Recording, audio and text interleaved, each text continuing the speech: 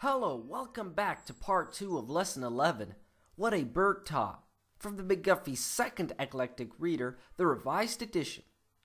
In the previous video lesson, I got you excited about bird sounds and bird poems, to prepare you for this lesson.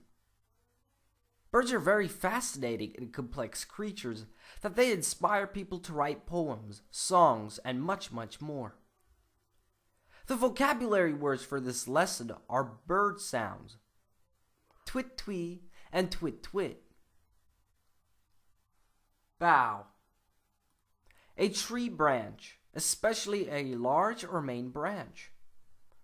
Topmost. At or nearest to the top. Lock. To fix in place. Spray. A small branch bearing buds. Mate. A friend or a companion. Closely. Being near something or someone. Rosy. Having the characteristic pink or red color of a rose. Answer. A spoken or written reply. Carefully listen and pay attention to these vocabulary words in today's lesson. Today's lesson is a poem, and today's poem consists of 4 stanzas, each stanza containing 4 lines with the rhyme pattern being A, B, A, B. This poem also has a refrain at the end of each stanza. Let us begin. What a bird taught. Why do you come to my apple tree, little bird so gray? Tweet-tweet, tweet-tweet, tweet-tweet. That was all he would say. Why do you lock your rosy feet so closely round the spray? Tweet-tweet, tweet-tweet, tweet-tweet.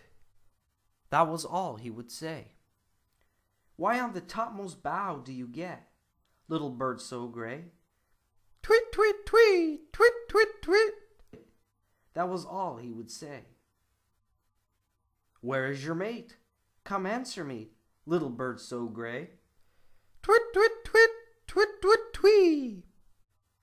That was all he would say. Did you see the bird closely around the spray? Did you see it lock its rosy feet around the topmost bough? Did you see him answer in his bird song? Twit-twit-twee, twit-twit-twit. Did the bird's mate answer him?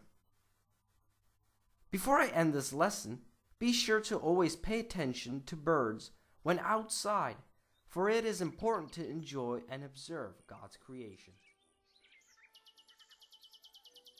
Well, this is the end of our lesson. Thanks for visiting McGuffey's onlinetutor.com. Peace be with you. See you soon.